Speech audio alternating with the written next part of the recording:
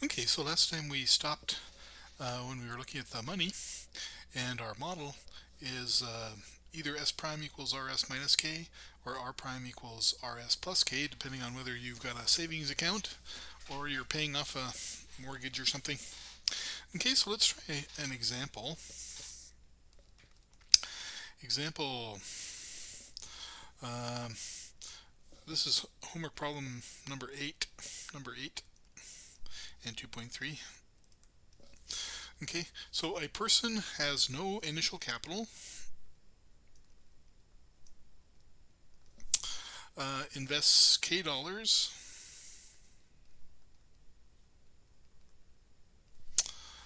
per year with annual return or annual interest rate or rate of return, I guess, R. Um, one thing I did not mention last time is when we're talking about this money here, when we're talking about this K dollars per year, that's actually being deposited on a continuous basis, which is not realistic, but it's an approximation. Okay, so when we're talking about this continuous compounding, we're also talking about continuous payments. Okay, so that's usually a thing that we'll just assume. Okay, so then the amount of money that we have. So suppose, yeah, sorry about that. Let me say that one more time. Suppose that our return is 4% annually. How much is the annual investment K in order to have $1 million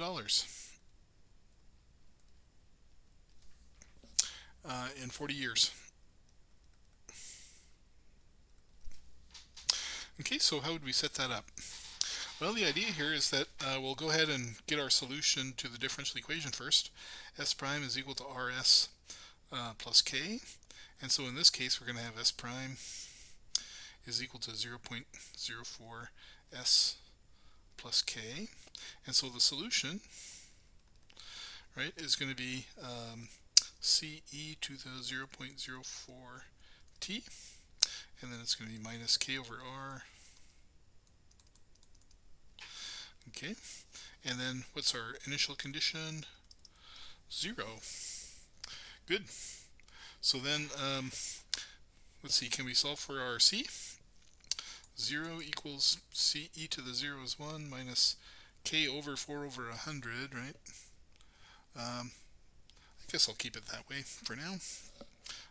K over 0.04. Okay, so C is equal to K over 0.04. Very good. And so our S of t, we might write as e to, well, I guess I'll go ahead and write I'm going to factor this out, is what I'm going to do. C, I don't want the C anymore, 0.04 t minus 1, I believe. Is that right? Yes, that's right. Okay, so now we know how much money we're getting. And so what we want is we want $1 million. And K is our unknown. And T is 40. Right? Minus 1. Good. And now we just solve this for K. You could do that with a calculator, and you find that K is approximately 1011882, and that's per year, or it's easier to think about it this way, probably $843.24 per month. Good. So if you have an extra $850 a month hanging around and you only get a 4% return, in 40 years you'll have $1 million. Okay. Good. So that's about how this kind of thing works. Um, I wanted to touch on another problem just briefly, and it's because it's doing something a little bit different. This is a parachute model.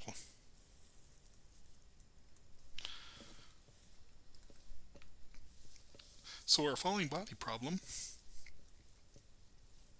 you'll remember what our model looked like, and this was our air resistance, right? Good. Now suppose that we have a skydiver. Let's see, she weighs 125 pounds, and the parachute weighs 35 pounds. So that's 160 pounds altogether if you're keeping track. Now, the idea is that the plane goes to 15,000 feet, and the parachutist falls out of the plane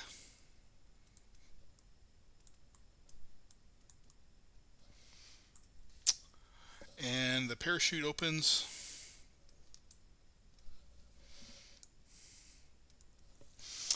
at 15 seconds. Okay, so our goal is to try to develop some kind of model for this. Let's see if we can write down a model for the velocity of the parachutist. Now, we do need to know a couple of things about our air resistance, right? Our air resistance will be 1/2 for the first 15 seconds. Now what happens after that? 10. Okay, and so the idea here is that our differential equation will actually change in time, right? So the idea here is if I were to draw a picture of our solution, t and v of t, what happens is that at 15 seconds, right, everything changes. So in this case, we have the model pre-parachute, and this side of the time, we have post-parachute, right? So on this side of the differential equation, we have a different model. So let's say model A, and here we have model B.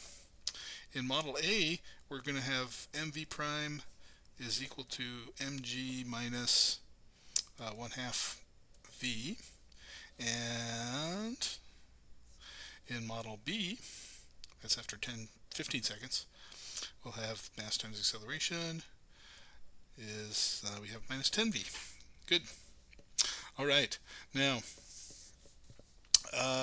in pounds, g is equal to 32, and so you might remember that weight in pounds already uses g. So therefore, if I'm looking for the mass, I have to take the mass to be 160 over 32. I'll let you look up those units. Okay. Good. So I believe that's equal to 5, just to simplify things a little bit. All right. And so here we go. Let's go ahead and write down our model then. V prime is equal to, I'm going to divide by the mass, right? And so I'm going to just have 32 minus what? I think it's going to end up being 1/2 times 1 over m times v. 32 minus, I think it's going to come out to be 1/10. Okay. And on this one, we're going to end up with v prime being 32 minus v. Okay, on this side, our velocity equation, right, can we just write it down? C e to the minus 1/10 t, and then we're going to have the minus k over, or minus b over a, which in this case turns out to be plus 320. You can double check that. And in this case, our velocity function is ce to the minus t plus 32. So I've got two solutions to my differential equations. How do I decide which c's to use? Well, this c, find c using the initial velocity. This c, how do I find this c?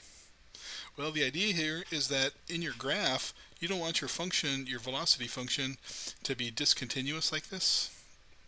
So what's going to happen is find c by using the old velocity